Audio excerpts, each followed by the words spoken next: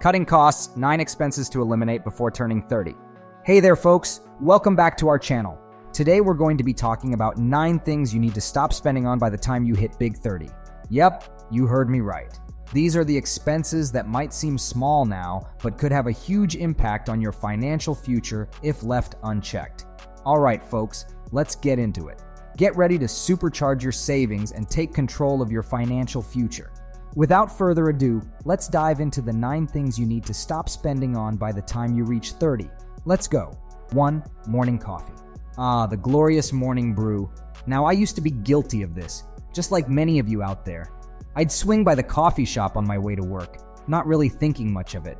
But guess what? Those $4 a pop coffee runs were silently draining my wallet. So what did I do? Well, I made a simple change. I started brewing my coffee at home. Yep, it's that easy. I grabbed myself a decent coffee machine, got some quality beans in bulk, and voila. I had my own little coffee haven at home. And get this, folks, making my own coffee cost me less than $1 a day. Can you believe it? That's a massive saving compared to my old coffee shop routine. Plus, I got myself a reusable mug, which is great for the environment too. Now, if fancy coffee machines aren't your thing, no worries. You can always go for instant coffee or buy your beans in bulk. The key here is finding those little luxuries in your life that you can swap out for more budget-friendly options. Trust me, your wallet will thank you later. 2. Packaged snacks. Oh boy, I used to be all about those impulse snack buys. Chips, granola bars, you name it. If it looked tasty, it ended up in my cart. But then I realized that those snack runs were costing me a pretty penny.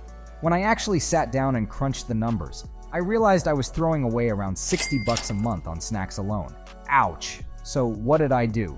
Well, I switched things up. Instead of splurging on expensive packaged snacks, I started buying essentials like nuts and fresh fruits. And you know what else? I started making my own snacks at home in bulk. Not only did this save me a ton of cash, but it also meant I was munching on healthier options too.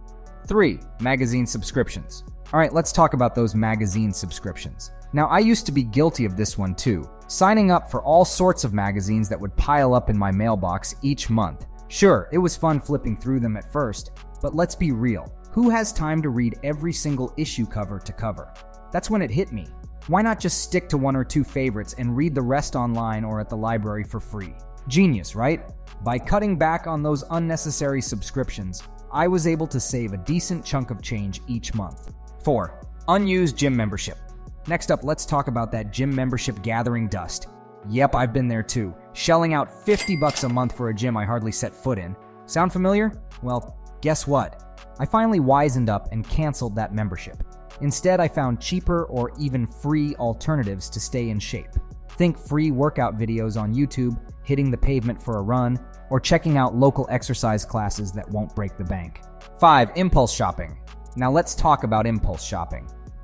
The temptation is real, isn't it? Whether it's clothes, gadgets, or just random knickknacks, those impulse buys can really sneak up on you. But here's the thing. I found a simple trick to curb those spontaneous splurges. Whenever I felt the urge to buy something, I made myself wait at least 24 hours before pulling the trigger. And you know what? More often than not, I ended up realizing I didn't really need that item after all. 6. In-app purchases. Alright, let's talk about those sneaky in-app purchases. Now I'll admit, I used to mindlessly dropping $10 to $15 a month on random game add-ons and app upgrades. But guess what? Those expenses were adding up quicker than I realized. So what did I do? I took control of the situation, that's what. I turned off those in-app purchase options to stop the temptation dead in its tracks. And you know what? It worked like a charm. 7. Takeout delivery.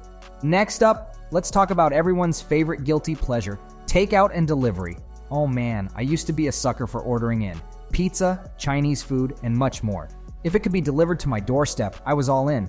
But here's the thing, folks. Those takeout orders were costing me a pretty penny. I was shelling out around $200 a month on convenience alone. Crazy, right? So I made a change. I started cooking basic, healthy meals at home instead. Not only did this save me a ton of cash, but it also meant I was eating better too. And get this, by meal prepping a few days a week, I could resist the temptation to order in when I was feeling lazy. Trust me, folks, packing your lunch and cooking at home can save you a whopping $1,000 a year.